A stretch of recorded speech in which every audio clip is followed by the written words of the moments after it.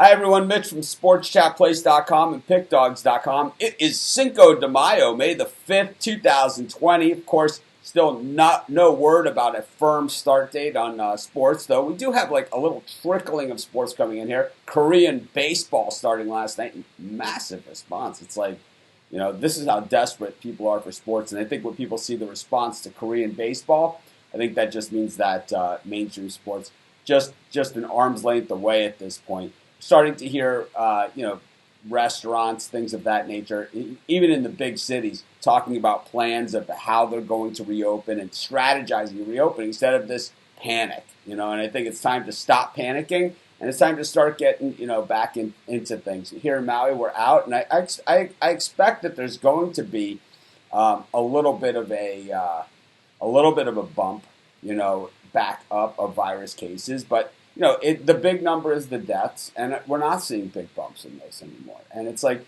the people that, if you are in danger, if the virus is a particularly, causes these types of threats to you, well, then you need to take those type of precautions. If you're somebody who, in general, is in good health, you're probably okay. And I'm not a doctor, and certainly don't take my advice on something like this.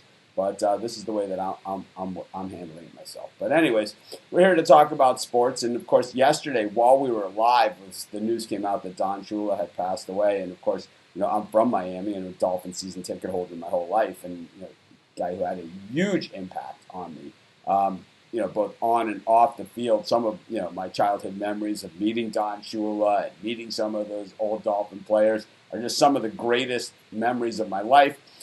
Howard Twilley lived in my neighborhood growing up, and if you've been watching these Don Shula tribute shows, you'll see he scored the first touchdown of that Super Bowl against the Redskins during the perfect season. He also, he's kind of that guy who is never going to be a Hall of Famer. It was kind of that possession receiver, just a heck of a nice guy. And I was about 5 years old, and I knocked on his door, and, I was maybe like 7 at the time. And, 72, the Dolphins were on the top of the world. I knock on his door. I said, "Can I have your autograph?" And I come back home, and I got my Howard Twilley autograph. He gave me a picture and a football, and he gave me just a bag full of stuff. It was awesome. And, my mother said, "Well, what did he say? What did he say to you?" He said, "Son, your pen doesn't work." And that's kind of like, that was my memory of meeting Howard Twilley. But when I met Larry Zonka, Jim Kick, and Paul Warfield, every time, how they do, things that they don't do anymore. Like when a new branch of a bank would open, they'd have like a couple Dolphin players there, like Larry Zonka and Jim Kick and Paul Warfield and Don Shula would be there to open the bank and kind of like be there to, sign autographs, and, they'd have some giveaways and stuff, and, meeting these guys. And it's just the way that Don Shula ran things. It was just always a classy organization. But I'm going to bring in Steve Monahan here, and I know that Steve has some Don Shula memories. He's a Cowboy fan, so Tom Landry was more of his guy. But I think that Tom Landry, that Don Shula era, different era of coaching than we are today. Don Shula was not a player's coach, okay? We'll get that straight out of the gate here. Don Shula was not like a guy who hung out with the guys. And, he was a guy who was respected by his players and gave his players respect when they earned it. But Don Shula was a harsh disciplinarian and one of these guys that will cut you right on the practice field.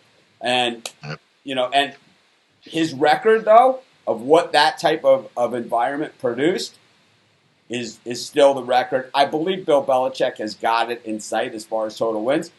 There's a few circumstances in there that help Belichick along, most of it being that he's played in a lot longer seasons than Don Shula played in. Don Shula, when he started coaching, the season, I believe, was 11 games, and then it went to 14 games. And very little of his career was even in the 16-game schedule. So he just didn't have the length of seasons. And I believe even before the 11 game, it might have even been less than that, back in his earlier days with the Colts. So it's kind of like he had the teams to put up those kind of numbers. He has the championships, and he has certainly the playoff appearances. He has all those things.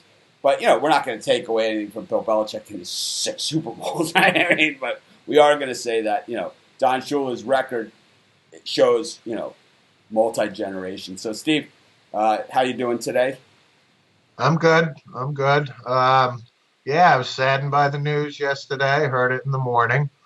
To your point, your Howard Twilley story. You and I are the same age, so I'm 55. My first memory really of Don Shula being a Cowboy fan was the '71 Super Bowl, Cowboys and the Dolphins.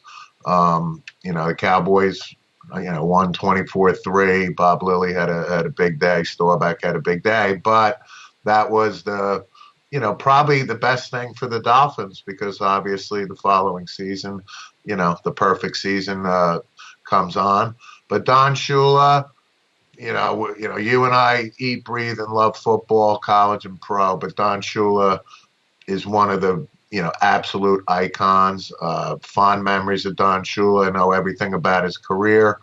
Got hired at 33, by the Colts, etc. And on and on. 347 victories later. I got so many Don Shula memories. I mean, obviously, I didn't grow up in Miami and met Larry Zonka and things like that. But, the Dolphins were always on. The Super Bowls, obviously, the perfect season we talked about. But even the following season when they pounded the Vikings, and won those back to back, I think they you were a know, better team that year. I do. I I think actually, I, you I know think what? I they do were a too. more dominant I team. do too. I do. I think they were too. And Absolutely. and the next year to go for four consecutive Super Bowls, basically the Buffalo Bills, but with a lot of wins because that you know the 32-2 run, of 72 and 73, they had made it to the Super Bowl 3 years in a row. They had lost in Yeah. 71. They had made it 3 years in a row, which is even in today's standards is a tremendous feat. And then you know they the next year was the Clarence Davis play. Was the That's next right. year. Was the next That's year. yep. And Yep. and the thing about that one is, even when you look back at 72, and they showed the film yesterday of Earl Morrall, if you watched any of it, Earl Morrall being pulled out of the game. If you notice that championship game, that was the week after the Immaculate Reception. And the thing about that game is, if you notice, the Dolphins are 15-0 at that point. Going into that game, there was no wild card round. There was a wild card team, but not a wild card round. And if you look at that game, they're in Pittsburgh at 15-0, a team in Miami, from Miami, playing in like 20-degree weather or like 10-degree weather in Pittsburgh. There was no home field advantage back then in the playoffs, and it was the same thing the next year when on the Clarence Davis play when the lob into. I still am not even sure what happened to this day. We lost, but that was the last game. Of course, the World Football League and Zonka and Kick and Morris all left the team after that year, and it was never quite the same. But Right. but the thing is that was kind of their last chance. And I remember Larry Zonka being basically, it was the first time I'd ever seen him. I mean, you see him mad and whatever, but it was the first time I ever seen him throw his helmet. It's like, I mean, he was mad, Yeah. and, Yeah. so John Shula, and, I think other things that we talk about here, I don't want to, everyone knows the Don Shula story, and there's better historians of Don Shula than me or Steve, right? There's better guys than us, but I know that, I think that you see coaches now that are so egomaniacs, and I think Shula had an ego, and Of course. I mean, there's an article on ESPN, today where one of the reporters said, yeah, the '98 Yankees were perfect, were just basically the perfect team, and Don Shula got furious at the guys. It was just like, no, perfect is not losing a game, and That's right. that is there's a reason why nobody does it. It's so hard. It's like, I mean, how many times have we been, everyone out there that bets on sports, how many times have we been in a lock, circle, win game that we've lost? I mean, it happened. It just crazy bounces happen, and over the course of a season, I mean, it's the Patriots came so close But a guy catches the ball on the side of his helmet. Eli Manning wins is in the playoffs. How weird is this? It's like for the So I got a story from yesterday. So Mitch knows my brother Tom. I got a big family. I'm the youngest of seven, and Tom's a big Giant fan. So he called me, and a couple of my brothers called me about Don Shula. But he relayed a story.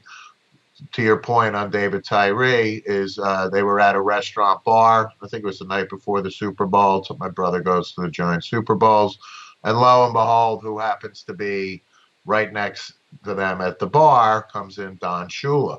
So my brother and a couple friends actually got the opportunity to talk to Shula, and he couldn't have been more gracious as for my brother. But the point is, he said, and Mitch knows my brother Tom. He went right up to Shula and said, "Listen, Coach, we're going to knock them off tomorrow." Meaning, New England is undefeated, and if New England wins, right, then the Dolphins have company. And Don Shula turned to my brother and said, "That's exactly what I wanted to hear," right? Because that perfect season is the only perfect season, and it means an awful lot. It's an amazing thing because it's like it's never been done before. It was never done before, and it's never been done since. And right. We're talking great teams. We're talking a long time, and a lot of teams have had cracks at it. And we talk about teams like in college. It's rare, for teams to run the table and to go perfect. We're talking teams. There's no FCS opponent, for week 3 in the NFL. Everyone can play at the NFL level, and that's why you see these things, And the Bears, the year that they went to the Super Bowl and lost to Peyton Manning, they were undefeated late in the season. The Dolphins got a crack at them at Soldier, as 16-point dogs and beat them outright. It was 85 Bears, same thing.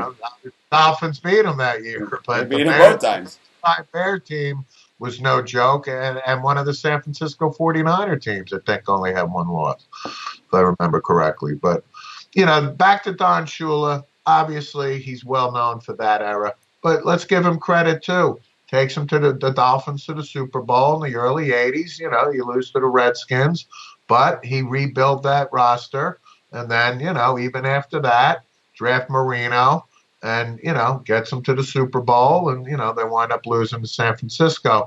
So, people would look at Don Shula and say, oh, well, he was only 2-4 in Super Bowls. He was the coach of the Colts against Namath and things like that. But Don Shula, from the competition committee, after he retired, everything, I mean, top 5 icon in all of NFL history. I got it. Yeah, I think in sports history, he's up in that discussion. He's in that John Wooden discussion. Right. He's in that Bear Bryant. He comes from the Bear Bryant line of coaching. He was an assistant under Bear Bryant, and it was like. Right. There's the lines, right? The coaching lines, and we're going to wrap up in just a second, bringing Chris and Rod, but. There's the coaching lines, and we see the Bill Parcells line of Bill Belichick, and he's had a lot of duds out there, too.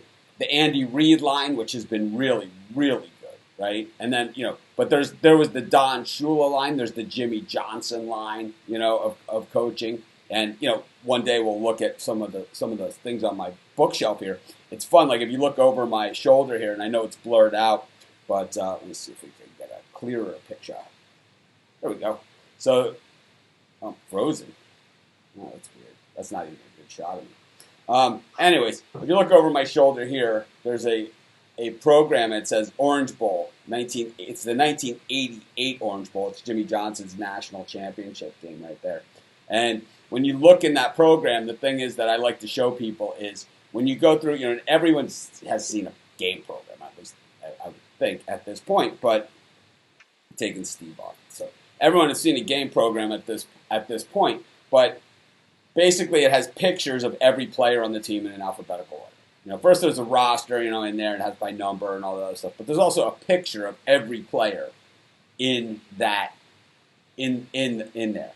And when you go through that program right there, there's an NFL player on on every single line of, of the Miami ones. There's NFL players, like almost every player in there is NFL players. But I don't know how I got on that subject. But anyways, I don't know where I was going there. Anyways, wrap it on Don Shula. I just think, 90 years old. I think that what we saw from Don Shula is that he wasn't afraid to change, and he wasn't afraid to listen to ideas that weren't his own too, if they were good ideas. And he wasn't afraid to say to call people out, whether you're Larry Zonka or whether you're Jim Delgado. You got called out by Don Shula if he felt that you could do more. And it's like he made his teams better. The Dolphins had 3 wins before he got there. 2 years later, they were getting whipped in the Super Bowl by the Cowboys. 3 years later, they were undefeated. It's like the next year they won the Super Bowl, and in the Super Bowl that Super Bowl against the Vikings, Bob Greasy passed the ball 7 times in the entire game. You look at a team that passed the ball 7 times, had 2,000-yard rushers, Larry Zonka and Murphy Morris, in the 14-game season, right? 2,000-yard rushers in the 14-game season. A quarterback that threw the ball 7 times in the Super Bowl. And that's with a Hall of Fame wide receiver, Paul Warfield, on that team. You fast forward just 12 years later, he's in the Super Bowl again. He's throwing on every single play. It's like, it doesn't matter, it's whatever it takes. And it's like, you don't see some of the coaches today, and this is why the Eagles are bad, right? Because Doug Peterson is it's like, guys, can you see Doug Peterson changing who he is? It's like, you just can't, it's like, there's no way, it's like he doesn't have that ability. But anyway, Steve, thanks, and we'll see you in just a bit for the Sim Picks. We're going to bring in Chris the Puck Dog Ruffalo with us. Chris, good morning. How are things in Canada? I got another back camera angle. There we go. How are things in Canada this morning? They're good. We're starting to see news of when the lockdown is going to start to be lifted. So we're starting to see signs of progress every day as everything's going on around us. So I think in order for the NHL to kind of proceed a little bit and to move forward, I think we're going to need to see the lockdown be lifted in Canada. Are we hearing any kind of new news from the NHL as to, like, are they going to maybe play some hockey, or are they just going to? Are you hearing anything at all? Pete?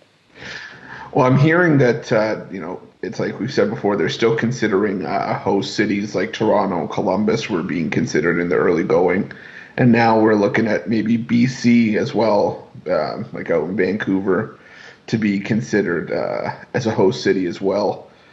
It's just a matter of watching the curve flatten, and I can tell you in Ontario we're starting to see it flatten a little bit, but we're still a little bit of a ways off.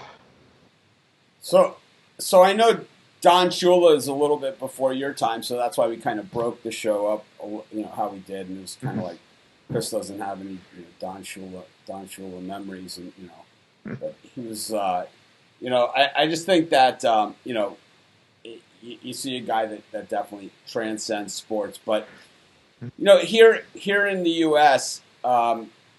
We're looking at the different sports, and we're hearing mixed messages. First, we have the head of the Big 12 come out and say we should just scrap the season. We had the Notre Dame athletic director say if there's no fans in the stands, well, they shouldn't have college football. I don't know, man. Maybe it just seems that we have just such differing points of view. What do you think about college football with no fans in the stands? Because I watch the UAB games on Tuesday nights or whatever they're on, or even when they're on Saturday afternoons, I'll watch the UAB Blazers. I'm one of the 4 people watching because the stands are empty anyway. I don't know. You tell me.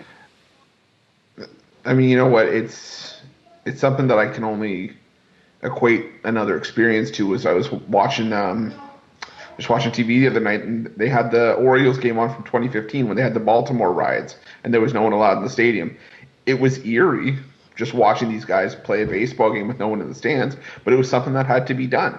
And I think it's the same thing that goes with this. Is that yeah, it's going to be weird to have no fans in the stadium, and sometimes you can pretty much equate that to negating the home field advantage. But it's something that I think has to be done to sort of maintain some sort of normalcy, maintain some continuity in each of the college sports or professional sports, and you know, no fans in the stands for a year. Okay, but I mean, it gives us some normalcy with having a college football season go on. It's going to work both ways too. You have to understand. There you go. But it works both ways. It works both ways. It's like if you don't have the home field advantage, the other team doesn't have the home field advantage when you travel there. And I think neutral sites, that's going to eliminate that as well. But it's like we still have a product, we still have something on the field, and I know that at Sports Chat Place, you've been covering the sim games. We're going to get to sim games and our picks for today in just a minute, but do you watch these games, and is there anything that we should be looking for, like in betting these sim games? I mean, or is it just really flipping a coin? And I mean, for anyone who reads the sim games on Sports Chat, I say all the time, these games are a coin flip because you can have, let's say you have, I don't know, Seahawks against the Giants. 9 times out of 10, the Seahawks probably win that game. But this simulation that they stream and the one that counts towards grading your bet could be the one that the Giants win. So it is a coin flip, but a lot of times, I mean, you look for teams that are performing well, like higher rated teams with the higher rated players. But I think at the end of the day, these are still coin flips and they should be treated accordingly. I have to say I'm not a huge fan of the sim games. It's just I can't get into it. And just like I know we're covering Korean baseball, we're covering Chinese baseball, Nicaraguan basketball. I'm not even sure what we cover anymore at Sports Chat Place. But I gotta say, I'm not a huge fan of most of it. That's for sure. But I don't know what's going on with this camera. But anyways, we'll fix that later. But anyways, we're going to cut over to Rod, bring him in. We're kind of just going to roll through, and we're kind of a work in progress. We're kind of bringing everybody's game up slowly but surely. Chris, slight changes to his production there, and we're going to work on things, and that's what really these shows are about. We know there's no sports betting, and that is our meat and potatoes, but we're going to look at production quality. So if anyone has any comments or any questions or anything that can help us uplift our production of the quality of what you're seeing and hearing, not what we're talking about, because obviously there's no sports betting, and when it comes to picks, that's why millions of people every month watch our show. It's like, but we don't have any picks. Like I could see Chris's background is blurred out, which is good, but it's like it's got like all kinds of glare going on back there. So it's like, good. I see it like when I'm looking at it. It's like, it's like mine is this blue, but I'm not even sure. I have like this blurry background, so it's like this is kind of like a gamer feel that I have going on. My other camera is frozen. My video camera, I am not sure what's wrong with it, why it's freezing like that. It certainly shouldn't be. Do one of these, and then so I want everyone to see what mine looks like there. So people can see the difference. Hi everyone, it's Mitch from Sports Chat Place and PickDogs.com. We're gonna bring Chris back.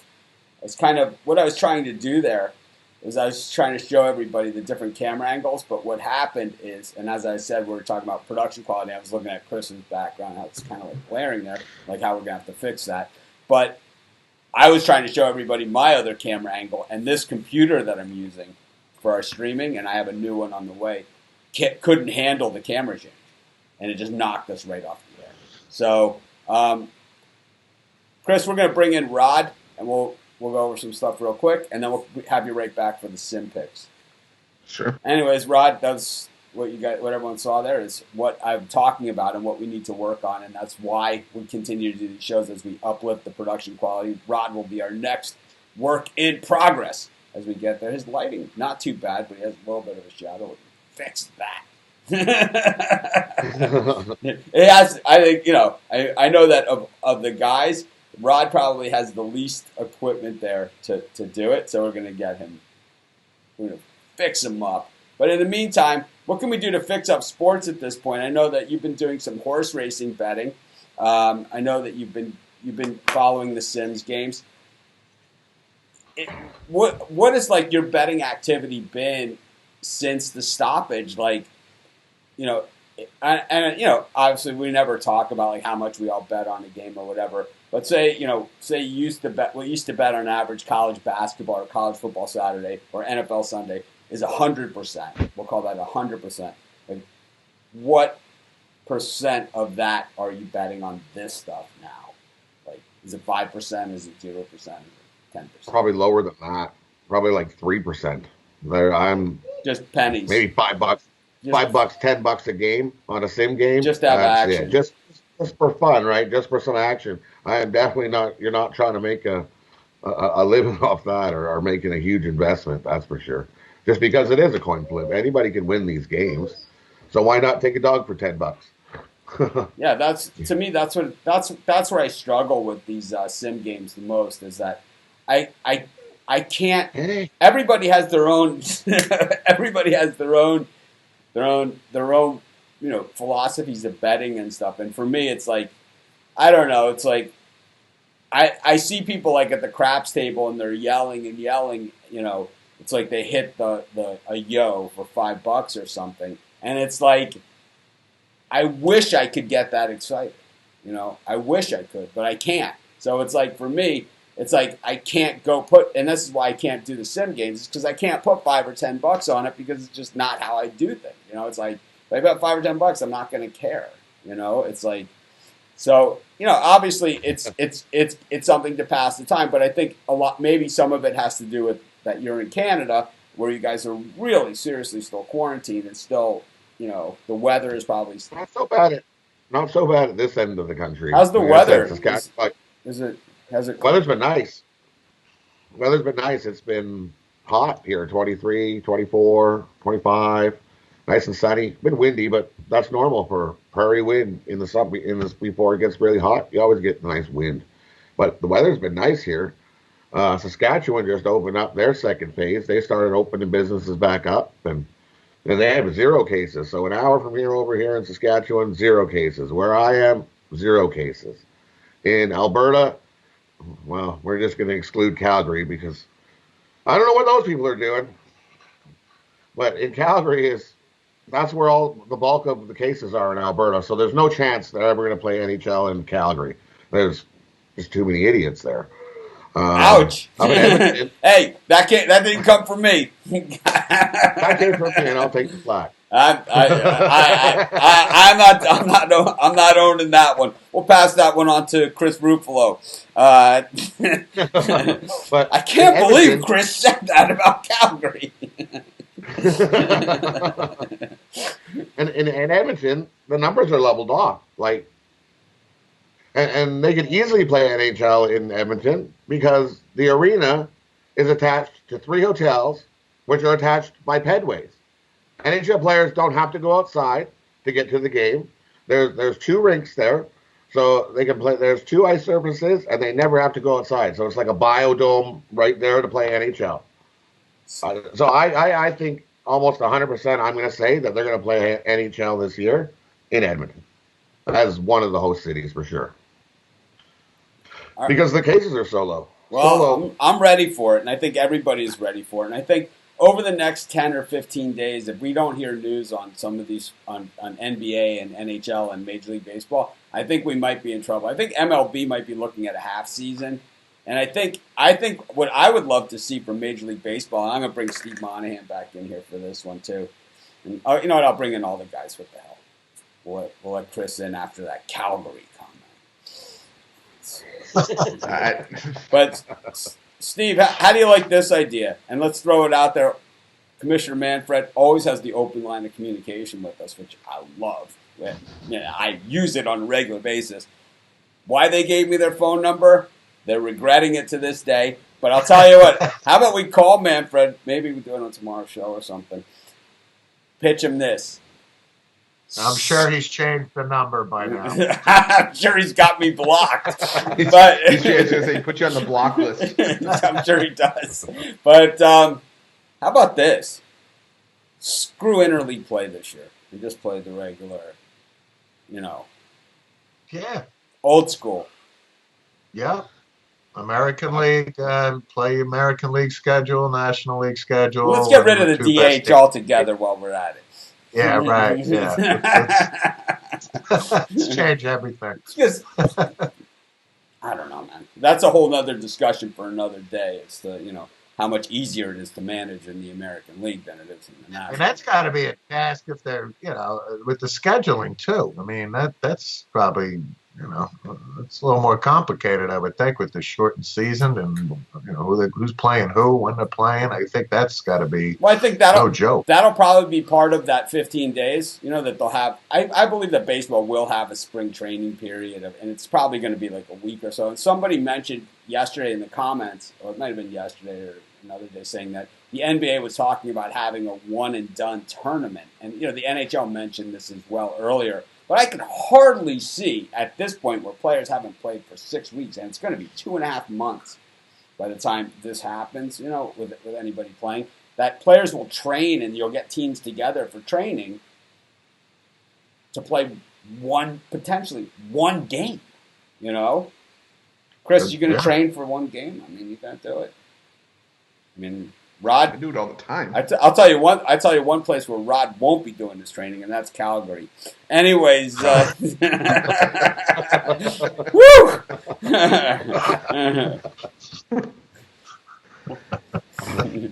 that was. Calgary's got like over 85% of the cases in Alberta are in Calgary. I think it's probably the largest city, It probably has something to do with it. Just like in the United States, New York has the most cases. They're not even the capital. They're not even the biggest. It's like... I mean, one thing we don't want to do in the United States, and anyone who's lived in any other state that's nice, like Florida or Hawaii or something, we don't want to let those New Yorkers know that we want them to stay there in the big time. Stay there. You stay in the big time. New York is the big time. You go stay in the big time. We'll just sit here in Hawaii and we'll let you guys be the big time. you enjoy yourself. As you can see, I played 36 yesterday and just roasted. Anyways, let's get to some sim picks, Chris. What do we got for today? What did we have yesterday? Oh, yesterday we didn't do it because we didn't have the show. But let's do some sim picks. What do we got for today? So when we do the sim picks, we're doing the Bovada sim picks. Is what we do. People ask this too. It's the Bovada sim picks. Everyone has sim picks. Everyone's. Oh yeah. But go ahead, Chris. What do we got? I think we're off the air in Calgary. There's a stampede going on. Stampede. No stampede this year. Canceled. So I guess we won't be selling a lot of premium picks over in Calgary this year. No. At 12 Eastern, we got the Browns at the Cardinals. Browns -7, over under 55. The Browns are really good at this game, right? +7. The Browns are really good at these games. I'm going to take the Browns. Yeah. Cardinals. Take the Cardinals. Yeah, the Calgary thing could be. I've had a few incidents over the years where, I've had absolute revolts from certain areas of the country, or certain fan bases. One was TCU when I picked BYU to beat them. That was the first time I ever received a death threat. Then another one was when I had a writer that called Nick Fairley Chris Farley in an Auburn article that he had to go. He's no longer with us. Immediate, the Auburn fans were just, we expect more of you. You're college football. And it's like, you guys are right. It's got to go. There was that one. And, I think this Calgary comment I think it's right in the. Some damage control in Calgary. I also called for Tommy Bowden to be fired at Clemson when they were ranked 11th in the country in the preseason poll, and I said that they would be unranked and he would be fired by the end of the season. They ripped me apart, and on TigerNet, which is the largest college football forum on the entire internet, Clemson's one. They ripped me apart, but by the end of the season, Dabo Swinney was the coach, and Tommy Bowden was fired, and of course, my Jim Tressel scandal article that I wrote my first year of having college football plays and how Ohio State was headed for a big scandal at some point. I wasn't sure what it was, and Jim Tressel would be gone. That was, oh man, you would have thought that, I don't know, but not well received, but once again, doesn't mean I'm wrong. Speaking of getting your goose on, Chris, go ahead. I was going to say, speaking of not well received, 3 Eastern, Seahawks at Bears. Seahawks -3, over under 55. Seattle. Yeah, I like Seattle -3. Seahawks. Yeah, I like Seattle. I don't know how many people picked up with that getting your goose on comment, but that's what Maurice Claret said when he got pulled over. Or that's what he would say in the locker room. Remember, he would say it in the locker room when he was in Denver. It's like, I got to get my. He was drinking Grey Goose in the locker room. Like, That's right. I got to get my goose on. It's like, what? The other players were looking at him like, what are you doing, man? It's like, this guy, he's got to go. Yeah. That's how you get. He didn't disappoint, that's for sure. That's how you get run out of the NFL, right there. That's exactly right. So he didn't disappoint. Got his goose on. Anyways, Chris, what do we got next? 7 Eastern, 49ers at Panthers. 49ers -6, over under 54.5. This show is really deteriorating. 49ers against who are they playing? Panthers? Panthers. I think the Niners. 49ers, -6. I got to go Niners. All right, I'll go with the Panthers. 10 Eastern, Saints at Broncos. Saints -11.5, over under 57. Broncos, +11.5. Broncos, +11.5. I agree. I'm gonna go Saints. Yeah, I think the Saints. Yeah, I think I'm gonna go Saints. In Denver. High. And they had a historical teams in the NBA since. Historical teams? Yeah, they actually had a historical team game today. All right, who's this? It was Yeah. 2005-2006 Miami Heat against the 97-98 Jazz. Heat -3.5. I'll take the Heat -3.5 and the over. I think it was 105. I seen 105.5. Rod happens to have that number. It's like I happen to. If anyone's looking, I happen to have the total on the NBA historic sim game. Just, I got it right over there. It's like, what a coincidence. It's kind of like my drug days. It's like, I'm looking for an aspirin. It's like, don't worry, it's in there. It's like, the hell is this shit? Look, man, I need an aspirin. Don't worry, it's already in there.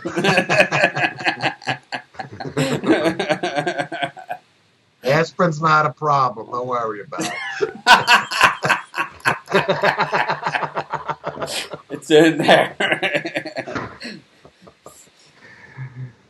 So what? I'll take the Heat. I'll go with the Heat on that one. It's a really tough game. That was a really good Jazz team. Didn't they go to Game 7 against the Bulls? I thought it was Game 6. 6. Paxson, right? Not Paxson. Steve Kerr. Right? Yeah. Kerr hit the shot. Again, that one hasn't been on the Last Dance yet. Will be though. It will. It will. That Last Dance is awesome. It's awesome. But anyways, this show's really slipping. And like as we talked about at the beginning of the show and around, is that this show is all about these days. It's a lot, still just keeping in touch with everyone, letting everyone know that we're here, but at the same time, we're working on our tech stuff. So if you guys have any suggestions, if you don't like my blurry black background, if you'd rather have a clear background for me, you think that, if you want us, if there's something you want us to talk about, anything like that, something you don't want us to talk about, whatever, let us know. But but what you'll see is over the next month, and it's just a matter of shipping and all this other stuff. But everyone's going to change their set, kind of like how I changed. If you look at my set 2 weeks ago and look at me today, and I still got a long way to go. For me, I think the next thing that we need to work on here is the sound quality.